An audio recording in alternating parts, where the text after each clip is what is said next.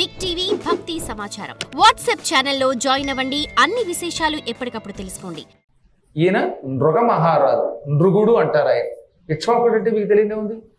సూర్య భగవానుడి కొడుకు వైటే.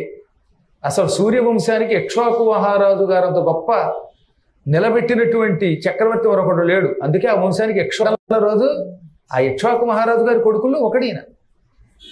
అంతటి వాణ్ణి నేను ఇలా తొండగా మారాను. దానికి ఒక కారణం ఉన్నది. మహారాజా, ఓ చక్రవర్తి, సమస్త లోకాలకి ప్రభు అయిన కృష్ణ, నీ దగ్గర ఉన్నదన్నట్టు చెప్పాలి. చెబుతున్నాను. పల్లుకుల్ల తన్నుతా బొగడ్డ పాతక మందురటొంటెకా. ఇప్పుడు నేను తప్పనిసరి పరిస్థితుల్లో నన్ను నేను పొగుడుకోవాల్సి వస్తుంది. ఎందుకంటే నన్ను నేను పొగుడుకుంటే కానీ నా కథ నీకు తెలియదు కనుక. తప్పనిసరి పరిస్థితుల్లో ఆత్మస్తుతి చేసుకోవచ్చటండి. ఇప్పుడు నేను ఉద్యోగానికి వెళ్ళాలనుకోండి, అప్పుడు నన్ను నేను పొగుడుకోకూడదండి, నేను ఒట్టి చవటనండి అనొచ్చా అంటే ఉద్యోగం ఇస్తారా? అప్పుడు నేను చచ్చినట్టు నేను ఎంఏ గోల్డ్ మెడలిస్ట్ని, పిహెచ్డీ చేశాను, నాకు ఇంత సర్వీస్ ఉంది, నేను పండితుడిని అని రాస్తే నాకు ఉద్యోగం ఇస్తారు. కానీ నేనండి చవటనండి, ఎంఏ పాస్ అవ్వలేదండి అంటే నన్ను ఎవడు తీసుకుంటాడండి ఉద్యోగంలోకి? చచ్చినట్టు అక్కడ ఉద్యోగంలోకి వెళ్ళాలి.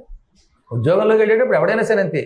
ఇప్పుడు సారథి గారు, పార్థసారథి గారు అప్లికేషన్ పెట్టేటప్పుడు నేను చక్కగా డిగ్రీ ఫస్ట్ క్లాస్లో పాస్ అయ్యా, టైపిస్ట్ని, నాకు ఇంత సర్వీస్ ఉంది, నేను దేనికైనా ఆన్సర్ ఇస్తాను అన్నారు కాబట్టి ఆయనకు ఉద్యోగం ఇచ్చారు. లేకపోతే ఏముంది, ఇంట్లో కూర్చోవాయి రిక్షా ఇస్తామంట, రిక్షా కూడా ఇవ్వకపోవచ్చు. కాబట్టి తప్పనిసరి పరిస్థితుల్లో మనం పొగుడుకోవాలి. ఎప్పుడు ఉద్యోగాలకు వెళ్ళినప్పుడు, ఆత్మకథ చెప్పుకుంటున్నప్పుడు, ఆత్మకథ చెప్పుకుంటున్నప్పుడు చెప్పుకోకపోతే ఎలా మరి? బయోడేటా ఇవ్వాల్సిందే. పాపం ఇవాళ మొన్న ఎవరు నన్ను పద్మశ్రీ అని పిలిచేశారు. నాకు నవ్వు వచ్చేసింది అనమాట. బ్రహ్మశ్రీ అంటారు, పాప ఆయన ఆనందంలో పద్మశ్రీ అన్నారు. పద్మశ్రీ సెంట్రల్ గవర్నమెంట్ అవార్డు ఇవ్వాలి, ఎవడు పడితే వాడు ఇస్తే కేసు, ఏదో భయపరపాటు అనమాట. కానీ ఆయన అన్నారంటే పద్మశ్రీ వస్తుందేమో నాకు కూడా ఆశ కలిగింది ఒక క్షణకాలం. ఏమొస్తుందని. ఇప్పుడు రేపు పొద్దున ఏ పద్మశ్రీ అవార్డుకు అప్లికేషన్ పెట్టుకోమన్నారు అనుకోండి, నాకేమీ రాదు, నేను చవట్ని, నాకు పద్మశ్రీ ఇవ్వండి అంటే ఎవడిస్తాడు? అప్పుడు ఈ బయోడేటా అంతా చెప్పుకోవాలి, ఆత్మస్తుతి చేసుకోవాలి. అప్పుడు పరనింద అనవసరం, కానీ ఆత్మస్తుతి కొన్ని సందర్భాల్లో చేసుకోవాలి. అందుకే ఈయన ఏమంటాడు, పలుకుల్ల తన్నుతా పొగడ్డ పాతక మందురటొంటే. తనను తాను పొగుడుకుంటే పాతకం, పాపం అంటారు.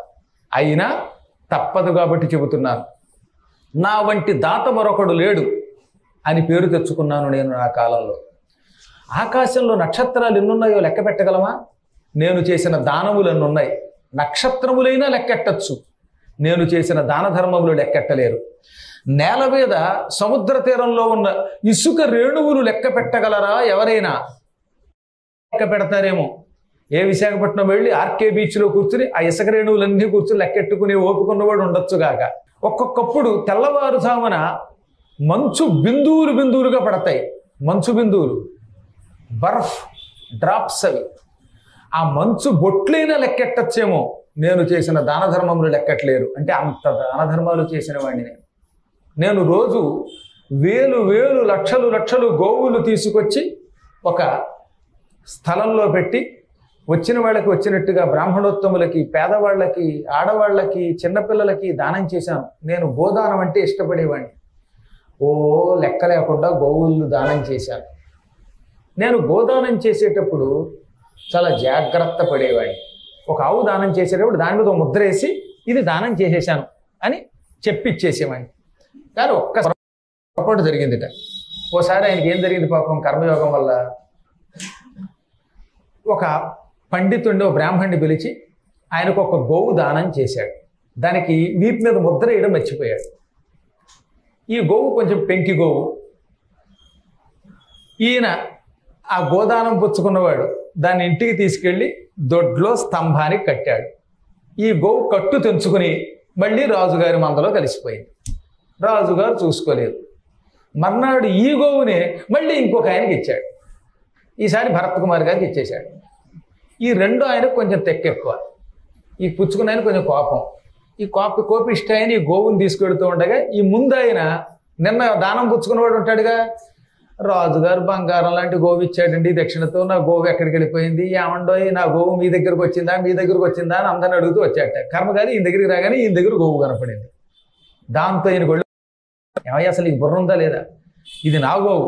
రాజు పిలిచి నా కాళ్ళు కడిగి ఈ గోవు దానం చేశారు, నువ్వు ఎత్తుకుపోతావా అన్నట్టు.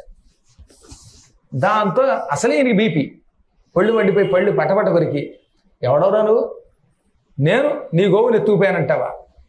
నేను గంట క్రితం రాజుగారు నా కాళ్ళు కడిగి తోక చేతిలో పెట్టి వాడేవాడవడానికి ఈ గోవు నాదన్నాడు ఈయన, కాదు నాదన్నాడు ఈయన. ఇంకా అక్కడి నుంచి ఇద్దరికి ఒళ్ళు మండిపోయింది. తోమసొంటహా. ఇట్లు కోపం వస్తే ఎంత ఉంటాయో తెలిసిన, కోపిష్టాలు ఏదైనా చేస్తారు. కోపిష్టాలు బ్యానర్లు పెట్టారంటే అసలు మనకి ఎన్ని బిరుదులు ఇవ్వాలో వాళ్ళు ఇచ్చినట్టు ఎవరు ఇవ్వలేరు. వేషి, వాడు ద్రోహి. అసలు మన ఫోటోలు వాడు ప్రదర్శించినట్టుగా మన ఇంట్లో కూడా అంత గొప్ప ఫోటోలు ఉండవు అనమాట. అసలు ఆ ఫోటోలు తెచ్చుకోవాలనిపిస్తుంది అనమాట. ఆ మధ్యన పాపం ఒక ఆయన దిష్టి బొమ్మలు తగలబెట్టారు.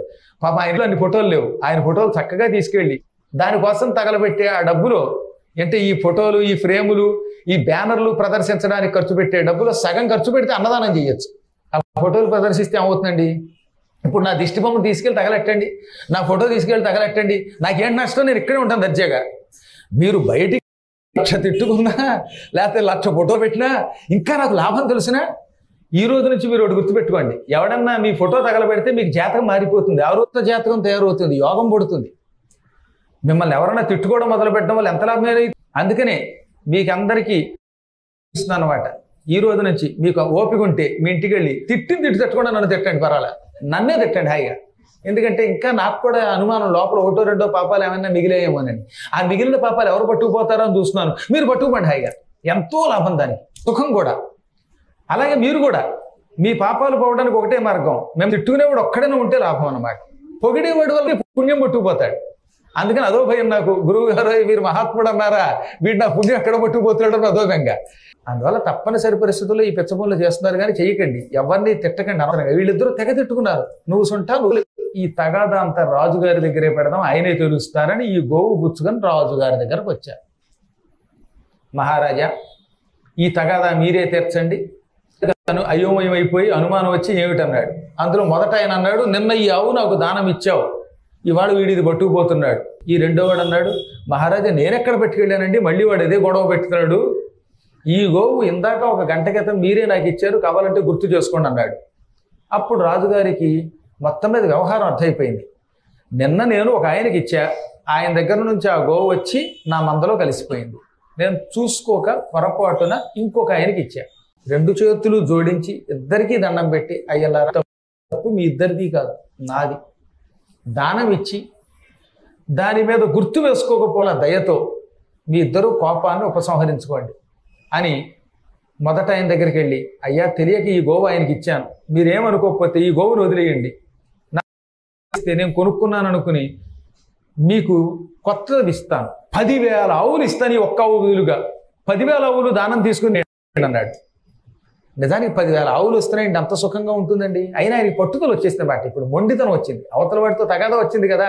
అందుకని ఏమన్నా సార్, 10,000 కాదు 10 లక్షలు ఇచ్చినా నాకు ఈ అవే కావాలి, నాకు వాడితో పంతం వచ్చింది అన్నాడు ఈయన.